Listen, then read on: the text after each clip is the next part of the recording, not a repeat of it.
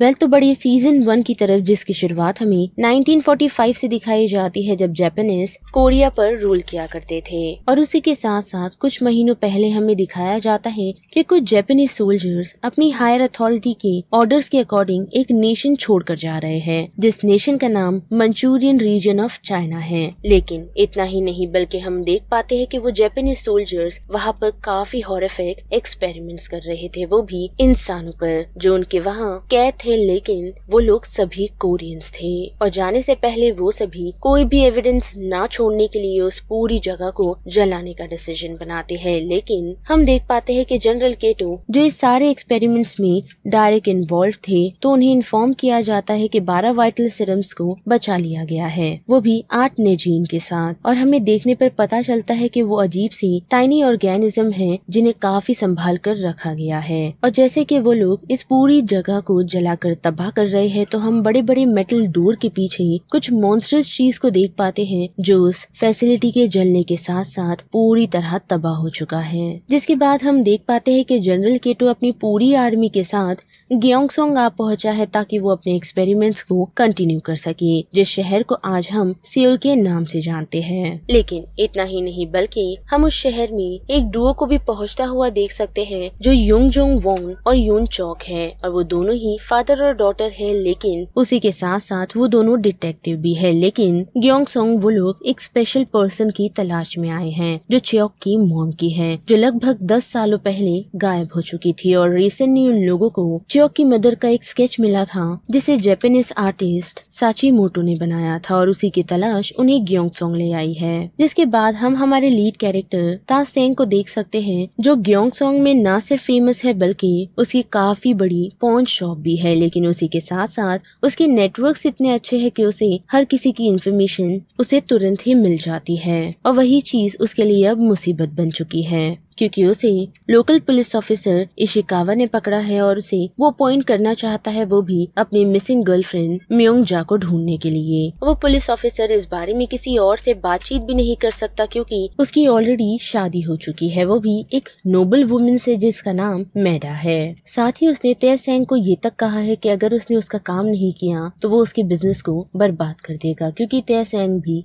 एक कोरियन है। और ना चाहते हुए तासेंग उसका काम करने के लिए अग्री कर जाता है। और उसी बीच उसकी मुलाकात चियोक से होती है, और उन दोनों के बीच हम एक रोमांटिक स्पार्क को नोटिस कर पाते हैं। साथ ही वो दोनों साची मोटो को ढूंढने के लिए एक साथ अग्री करते हैं, और साथ ही म्योंग जा को भी। जिसके साथ साथ उन लोगों को पता चलता है कि उन दोनों का लिंक एक लोकल जापानीज हॉस्पिटल से है, पर वहाँ नॉर्मल कोरियंस नहीं जा सकते, जिसके लिए उन लोगों को स्पेशल ऑर्डर लगेगी। लेकिन वही हम देख पाते हैं कि म्योंग जा को वहाँ हॉस्टेज बनाकर रखा गया है, और वही साची मोटो, जो हॉस्पिटल के लीड डॉक्टर इचिरो का स्केच आर्टिस्ट है। पर जैसे तैसे करके चियोक और तासेंग उस हॉस्पिटल में पहुंचने में कामयाब होते हैं, पर अनफॉर्चुनेटली उन लोगों का सामना कुछ जापानीज सोल्जर से हो जाता है। साथ ही हम उस हॉस्पिटल में एक मॉन्स्टर को भी देख पाते हैं, जिसने तबाही मचा कर रखी है। और अब बात करें उस नेजीन की, यानी कि उस मॉन्स्टर की, तो उसे नेजीन की मदद से बनाया गया है, जिसकी इन्फॉर्मेशन हमें ठीक तरीके से इस पूरे सीजन 1 में तो नहीं दी गई, लेकिन हमें इतना पता जरूर है कि इस नेजीन को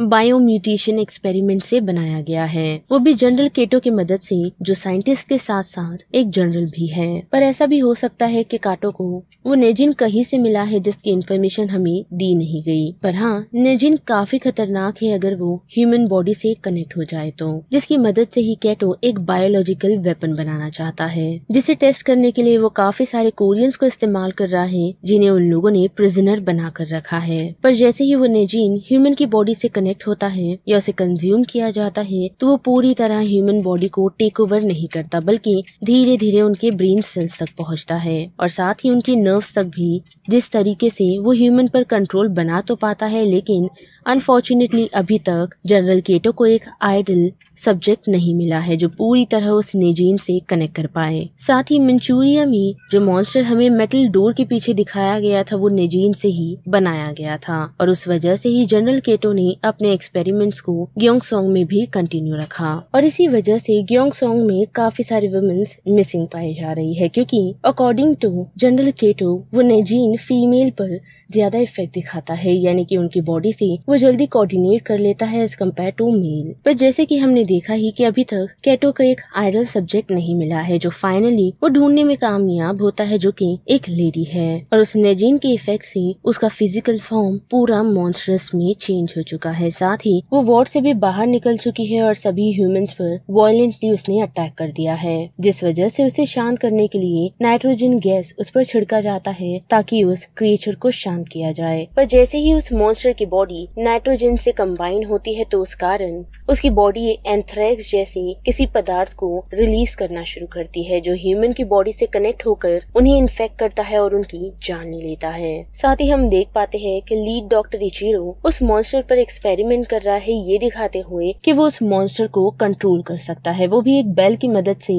और जब जब वो उस बेल को रिंग करेगा तो उस मॉन्स्टर को वो खाना फीड करेगा। पर ऐसे नेजिन को कंट्रोल नहीं किया जा सकता और उसका इफेक्ट नेजिन पर बिल्कुल भी नहीं होने वाला, क्योंकि नेजिन पर कोई भी ह्यूमन कंट्रोल नहीं कर सकता, जितना अभी तक हमने देखा है। जिसके साथ साथ हमें ये भी पता चलता है कि जो लेडी मॉन्स्टर बनी है वो और कोई नहीं बल्कि शेशेन है, यानी कि चियोक की मदर। पर हम देख पाते हैं कि नेजिन ने उसकी बॉडी को तो इफेक्ट किया है, लेकिन उसके माइंड को वो पूरी तरह कंट्रोल नहीं कर पाता। और उस इफेक्ट को हम तब देख पाते हैं जब उस मॉन्स्टर के सामने चियोक को एज अ फूड डाला जाता है। तो वो नेजिन मॉन्स्टर चियोक पर हमला नहीं करता, बल्कि हम देख पाते हैं कि चियोक की मदर उसे प्रोटेक्ट करती है, साथ ही अपने माइंड पर कंट्रोल भी कर पाती है, जो चीज हम तब नोटिस करते हैं जब जापानीज सोल्जर्स उसकी बेटी को मारने की कोशिश करते हैं, जिसके लिए वो एक सेफ बबल भी क्रिएट करती है ताकि उन जापानीज सोल्जर की गोलियां उसे ना लगे। पर आखिरकार उस मॉन्स्टर को फिर से कैप्चर कर लिया जाता है, वो भी नाइट्रोजन की मदद से। जिसके बाद बात करें मियोंग-जा की, तो हम देख पाते हैं कि उसे उसी हॉस्पिटल में रखा गया है जहाँ शायद उसे एक्सपेरिमेंट के लिए रखा गया है, या फिर ऑफिसर इशिकावा ने उसे किडनैप करवाया था, ये सोचकर कि वो उसके बच्चे की माँ बनने वाली है। जो खबर उसे जैसे ही मिली तो वो उस खबर से खुश नहीं था, जिस वजह से ही शायद उसने मियोंग-जा को कैप्चर करवाया और उस हॉस्पिटल में पहुँचा दिया। लेकिन हमें पता चलता है कि इन सारी चीजों के पीछे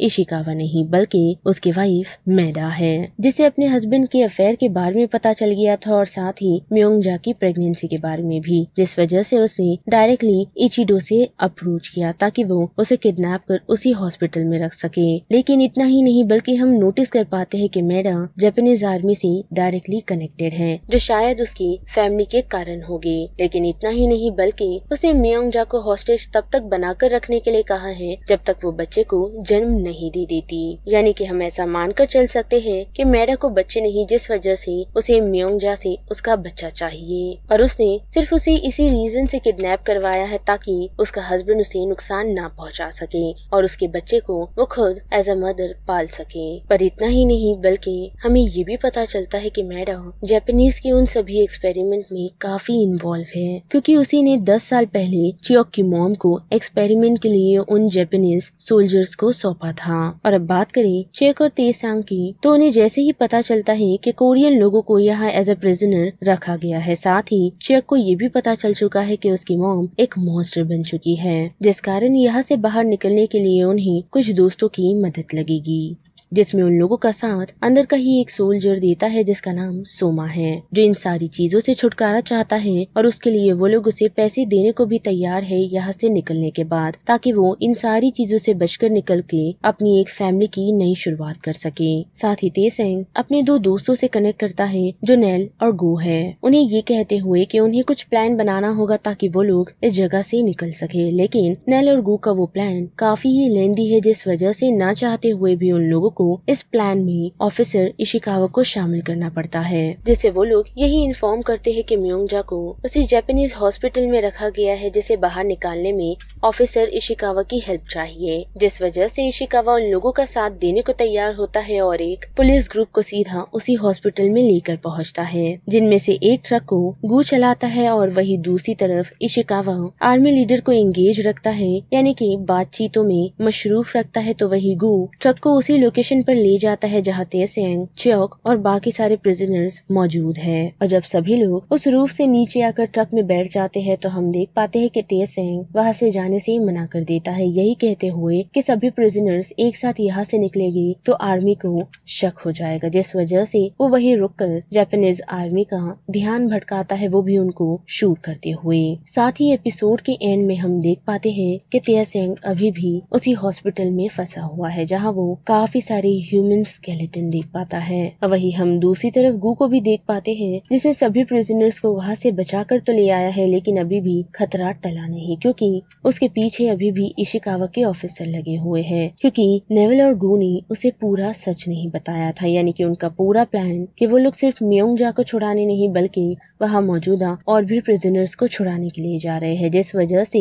इशिकावा ने अपना दिमाग चलाया और उसी कारण उसने अपने कुछ लोगों को उनके पीछे भेजा है ताकि कोरियन प्रिजनर्स वहाँ से बचकर ना निकल पाए। लेकिन हम देख पाते हैं कि उसका ये प्लान भी कामयाब नहीं होता क्योंकि तेसेंग के दोस्त भी बड़े ही चालाक है, जो लोग लोकल पब्लिक की मदद से सभी कोरियन प्रिजनर्स को वहाँ से निकालने में कामयाब होते हैं, वो भी ग्योंगसा से जा रही एक ट्रेन में बैठाते हुए। वही दूसरी तरफ हम देख पाते हैं कि च्योक अपने फादर के साथ निकल रही है, जो काफी सैड है क्योंकि तेसेंग अभी भी उसी हॉस्पिटल में कैद है। लेकिन अभी भी ये सीरीज यहीं पर खत्म नहीं होती क्योंकि हमें एक डेंजर और नजर आता है जो और कुछ नहीं बल्कि उसी नेजिन ड्रिंक का है, क्योंकि जनरल केटो ने एक ड्रिंक च्योक के लिए तैयार किया था ताकि वो ये देख पाए कि दोनों मदर और डॉटर मॉन्स्टर बनने के बाद किस तरीके से रिएक्ट करते हैं। पर च्योक ने उस ड्रिंक को नहीं पिया और साथ ही उस रूम में एक और सोल्जर मौजूद था, जिससे पूछताछ करने पर जनरल केटो को पता चला कि उस सोल्जर ने भी उस ड्रिंक को नहीं पिया। लेकिन इतना ही नहीं बल्कि उस रूम में हम जाते और आते हुए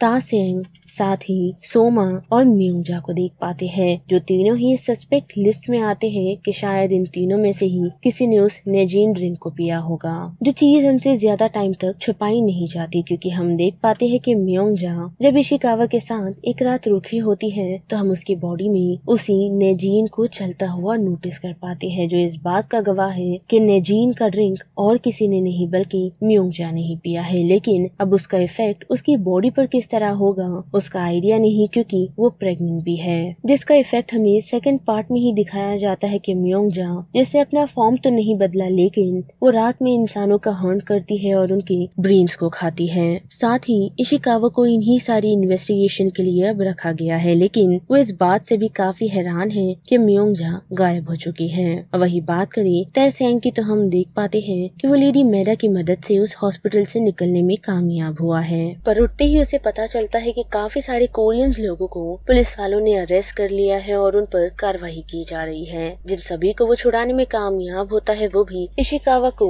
उस हॉस्पिटल की सारी इन्फॉर्मेशन प्रोवाइड करते हुए। लेकिन इतना ही नहीं बल्कि सेकंड पार्ट में हमें ये भी रिवील किया गया है कि लेडी मेडा कोरियंस की कितनी अगेंस्ट है। साथ ही अगर आप लोगों ने नोटिस किया होगा तो उस नेजिन ने दोनों ही लेडी की बॉडी पर अलग अलग इफेक्ट दिखाया है, यानी कि एक की बॉडी मॉन्स्टर्स में कन्वर्ट हो चुकी है तो दूसरी अभी भी ह्यूमन फॉर्म में है, पर उन दोनों की उस वायलेंस की और लोगों को मारने की इच्छा प्रॉपरली सेम है। जिन दोनों के डिफरेंस के बारे में हमें जनरल केटो ही बताते हैं कि किस तरह एक की बॉडी मॉन्स्टर में कन्वर्ट हो चुकी है तो दूसरी अभी भी ह्यूमन फॉर्म में है। साथ ही जनरल केटो उस नेजिन के बारे में बताते हैं जो उन्होंने बनाया नहीं बल्कि उन्हें एक रिमोट एरिया से मिला था, वो भी ग्लेशियर में से, जो कोरिया के माउंटेन म्योंग पर था। और जैसे ही उसने एक नेजिन का इफेक्ट ह्यूमन पर देखा तो उसने उसे कंट्रोल करने की इच्छा जता ली ताकि इसकी मदद से वो एक बायोलॉजिकल वेपन बनाए जो उनकी इस वॉर में उनकी मदद कर सकता है। साथ ही उन दोनों के डिफरेंस के बारे में बात करें जो ये भी है कि शेशिन की बॉडी से हम एंथ्रेक्स को भी निकलता हुआ देख सकते हैं जो ह्यूमन बॉडी के लिए काफी ज्यादा हानिकारक है। लेकिन इतना ही नहीं बल्कि शेशिन को नेजिन के 2 डोज से इन्फेक्ट किया गया था, जिसमें न सिर्फ नेजिन था बल्कि एंथ्रेक्स भी था और उसी वजह से उसकी फिजिकल बॉडी पूरी तरह मॉन्स्टर्स में कन्वर्ट हो गई। पर म्योंगजा की नहीं, क्योंकि उसने सिर्फ नेजिन को कंज्यूम किया है न कि एंथ्रेक्स को। और जब जब नेजिन उसकी बॉडी पर इफेक्ट करता है यानी कि उसके माइंड पर, वो तभी ही इंसानों पर अटैक करती है। पर अब उसे पुलिस वालों ने पकड़ लिया है और साथ ही इशिकावा अब कोई भी डिसीजन लेने के हक में नहीं, क्योंकि उन्हें भी पता चल चुका है कि म्योंगजा के साथ क्या हुआ है, जिस वजह से वो उसके अगेंस्ट हो जाते हैं और उसे कैप्चर कर वो हॉस्पिटल ले जाने का डिसीजन बनाते हैं। पर ऐसा हो नहीं पाता क्योंकि म्योंगजा इशिकावा पर अटैक कर देती है और जब तक पुलिस वाले उसे रोके तब तक इचिरो ऑलमोस्ट काफी घायल हो चुका होता है और अपने हस्बैंड से छुटकारा पाने के लिए लेडी मैडा इचिरो से कनेक्ट कर उसे खत्म करवा देती है। साथ ही म्योंगजा को भी पकड़ लिया गया है और उसे हॉस्पिटल में फिर से कैद कर रख लिया गया है। पर हम देख पाते हैं कि उसने एक बच्चे को जन्म दिया है, जिस वजह से उसकी मौत हो चुकी है। लेकिन जनरल केटो वही नहीं रुकता, बल्कि उसने उस छोटे से बच्चे को नेजीन से इन्फेक्ट कर दिया है, जिसका इफेक्ट हम शायद सेकेंड सीजन में देख पाए। साथ ही हम ये भी देख पाते हैं कि लेडी मैडा जो एक काफी पावरफुल फैमिली से बिलोंग करती है, वो ये सारी चीजों में डायरेक्टली इन्वॉल्व थी, जिसने 10 साल पहले शेशा को एक्सपेरिमेंट के लिए जापानीज आर्मी को सौंपा, वो भी सिर्फ उससे अपना किसी तरीके का बदला लेने के लिए, जिसकी पूरी इन्फॉर्मेशन हमें इस सीजन में तो नहीं दी गई, जो शायद सेकेंड सीजन में बताई जाएगी। पर जैसे ही लेडी मैडा को उस मॉन्स्टर के बारे में पता चलता है तो वो उसे चेक करने के लिए पहुँचती है। साथ ही उसने इचिरो को उसकी पोजीशन से निकाल जनरल केटो को उसकी जगह दे दी है, ताकि वो इस एक्सपेरिमेंट्स की मदद से सभी कोरियंस को खत्म कर सके।